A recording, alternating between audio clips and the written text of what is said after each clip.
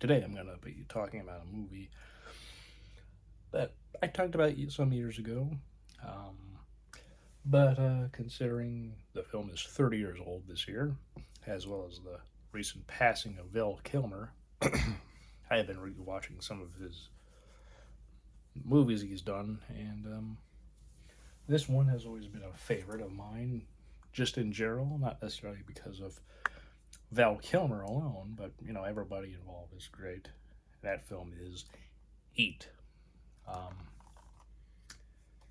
Stars Al Pacino, Robert De Niro. This was the very first film they ever actually shared any kind of screen time with. In first film they ever did together was Godfather 2, but of course they could have never shared screen time since De Niro played a young Vito Corleone, and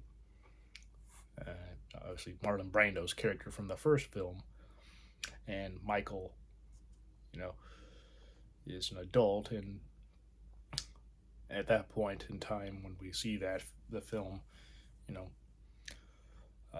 Vito is already dead. Um, but yeah, overall, this is a film, where, as it says, like in the wake of a uh, pres- uh, precision heist of an armored truck, an obsessive detective, Pacino, begins to hunt Neil McCauley, um, De Niro, a ruthless professional thief, and his crew through the tough streets of Los Angeles. As the stakes escalate, their lives begin to mirror and unravel. McCauley's crew imitates its most dangerous and complex heist. Yeah, this film, I have some little notes that I wanted to make sure I remembered because sometimes you think of things you want to say, but sometimes just kind of forget uh, to mention something in the moment, and even when editing, looking through, I sometimes forget to actually post something in the bottom of the screen to add context or something or correct myself. But yeah, Vincent Hanna is Al Pacino, LAPD lieutenant. Um, you know, on his third marriage, as he puts it, on his way out, on its way out. His stepdaughter is played by Natalie Portman. Val Kilmer plays uh, Chris Shrillis. Ashley Judd plays his wife Charlene. Um, and their marriage is fairly rocky because he gambles, and so anytime they have a pretty good amount of money, he then goes and basically blows a quite a bit on it. They both have a son named Dominic, and that's tension throughout the film where he wants to keep his wife, but at the same time, will he be able to with his habits as well as his profession? Being a robber with Michael Sizemore or Tom Sizemore. Michael Mann directed this film. Um, a great filmmaker. But yeah, this is you know, technically a remake of a film, L.A. Takedown, which Michael Mann made in hopes to become a TV show. That never happened. And he actually wrote this before he ever made Heat or Thief. Yeah, Heat. Wrote that before he wrote Heat. So it was like in the late 70s he started to write this. I think he took a bit of a break when he wrote Thief, and then after that movie was done, he then finished it and revised it, and basically sat on it because he wanted this to be a show. And I forget the name of the dude who it is, but there was a real person who was an inspiration for Vincent Hanna. So, in a way, I guess, like there was a real Vincent and even a real Neil. And there's a famous diner scene where Pacino and De Niro, they're talking, over coffee, and they're just speaking and talking in various ways. They both have certain similarities. They're good at what they both do. Both are in a relationship. In the film, there's a woman named Edie that Neil gets into a relationship with. She's played by Amy Brenneman. Look it over there because I have the various cast there. Yeah, I mean, she's there, yeah. Diane Venora plays Justine, Pacino's wife. Ashley Judd. Michael T. Williamson, Wes Studi, Ted Levine. They're all uh, cops working with Vincent, trying to find these guys. And also Kevin Gage as Wangro, who basically is the reason this whole thing kind of starts in a way, in the fact that the police are looking into them because they steal an armored truck, or they rob an armored truck with bonds, and he goes and kills a guy, and then they have to kill the other two. One because yeah, he actually pulled a gun and shot him, but then the other security guard that was in the truck, because there's three, he's there and they kill him just, well, because we killed the other two, might leave a witness. Danny Trejo is also in this film. He's a part of the crew that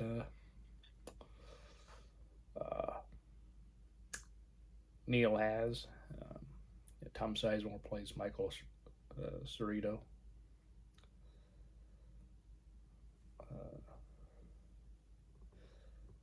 Yeah. William Fichtner plays Roger Van Zant, who is the one who had the bonds. He owns a company, which is a shell company, launders drug money through offshore bank accounts, and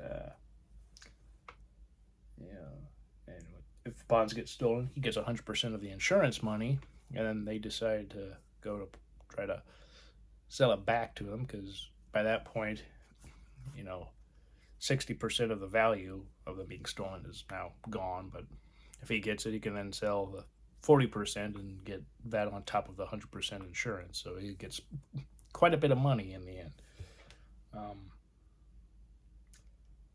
If all goes well, but yeah, it's interesting how the police are able to find out who everybody is. It's all because of Tom Sizemore's character, called Wangro Slick, and that's apparently a nickname the guy calls people.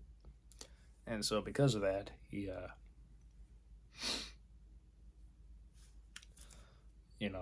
they're able to find out who he is, and then from there, follow him and are able to deduce figure out who the other guys are, except for Neil.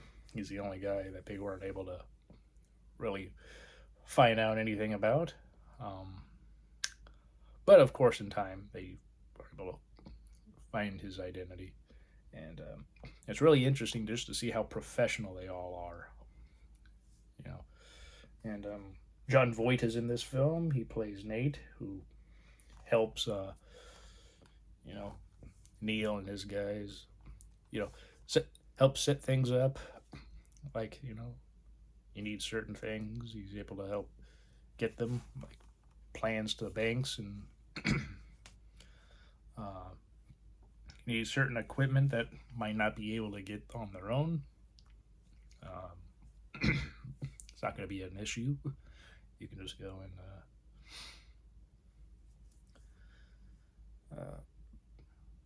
talk to him and say what you need, and not long after you'll be able to get them. He's the one who's going to help sell the bonds. Like, be able to give them some money up front, but then you have to wait for the rest in a few days. And Yeah, he's just one of those guys when it comes to the criminal world. Like, there seems to be this whole thing like you got to know a guy who knows a guy who can help you get the necessary things. He has the right connections, and these guys know him, and so they're all very efficient at what they do. And he's also able to help get them an out, to get out of there if things get too intense and hairy. And Neil's thing is, make sure you're able to leave like 30 seconds flat. Like, make sure you have everything you need. Collect certain essential things at home, and then in 30 seconds, walk out that door and don't look back. It's discipline. He and Pacino have that conversation, and you know, it's quite interesting to see the differences how Pacino's love life is on the downward spiral, while De Niro's is you know Neil's is on the starting to go on the rise. Though Edie finds out that he's a professional criminal, as a thief. Um, and yeah, I don't really want to say all else of who was in the film because I think if you watch certain commercials, you'll be able to know the voice. At least here in America, I don't know about other places, but if you're in good hands, I'll just say that. I'm not going to try to do the impression because that would be way too on the nose. On the off chance you have no clue about that commercial, so yeah. But stacked cast, writing is great, direction is excellent. This is one of those films that people are like, how did this film not get nominated for any Academy Awards? And that's a good question. I don't know if the acting would have been nominated because in many ways, the acting categories were actually fairly well stacked. I mean, yeah, you could probably find a way to put Pacino and De Niro and Best Actor, find some people and replace them and put them in there. And maybe they would have had a fair chance, though. I don't know. I've always thought for 95, in terms of the winner, I always thought Sean Penn should have won for Dead Man Walking. Nothing against Nicolas Cage in Leaving Las Vegas, but I don't know. I always thought of the nominees that Sean Penn just gave the best performance that year, personally. But yeah, I think Pacino and or De Niro would have been good to be nominated for this film. They both did a great job being the cop and the criminal, and they do a great job of you liking both of them. You don't want either of them to die because they come to this conclusion where De Niro's like he will never go back to prison. So basically, he's gonna if they ever see each other and they've got guns drawn, they're firing, and so maybe Pacino will die, maybe De Niro will die, maybe both will die, or maybe somehow they both will miss despite the fact being excellent shots. And there is also the in my opinion, and though I think a lot of people who have seen this film agree, this has the single greatest shootout in film history. The way everything is executed and the sound, and Michael Mann is known for not wanting to redub over the gunshots whenever there's guns in his movies, because if you aim for making a realistic film and you have guns and they're obviously being fired, you would want the guns to sound quite realistic, wouldn't you? Makes sense to do that, but sometimes, for whatever reason, they decide to, with editing, some directors decide to change up the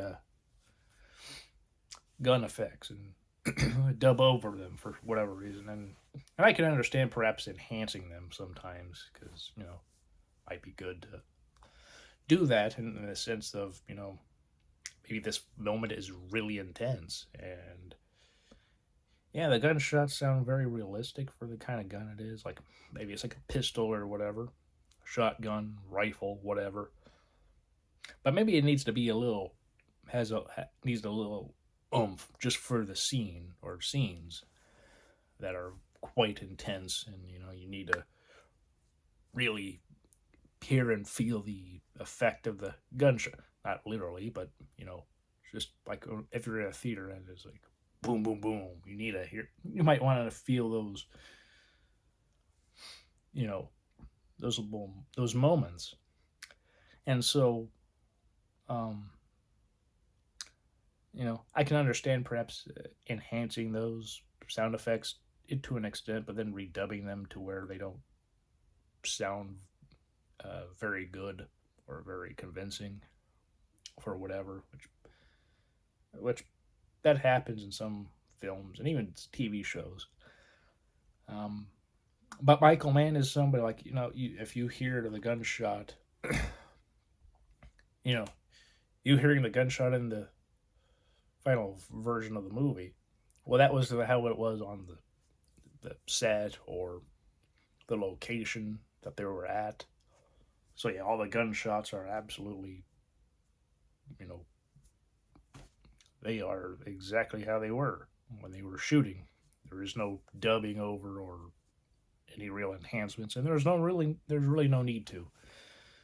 Um, Especially in a film like this, there's no need to enhance because the gunshots are very very well done in terms of the sound and everything on their own. So you don't need to do any enhancements or whatever. But yeah, Michael Mann, he's just one of those directors who's he's made a lot of excellent films. Honestly,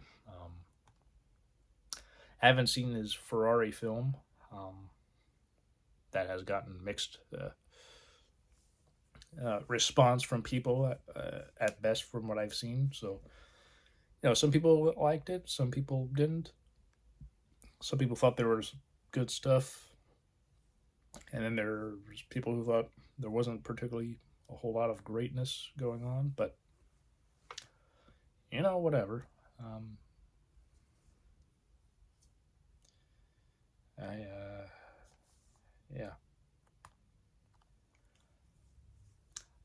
This film also is a huge was a huge influence for The Dark Knight. If you ever watched the film that Dark Knight, I think you can clearly see when you're watching it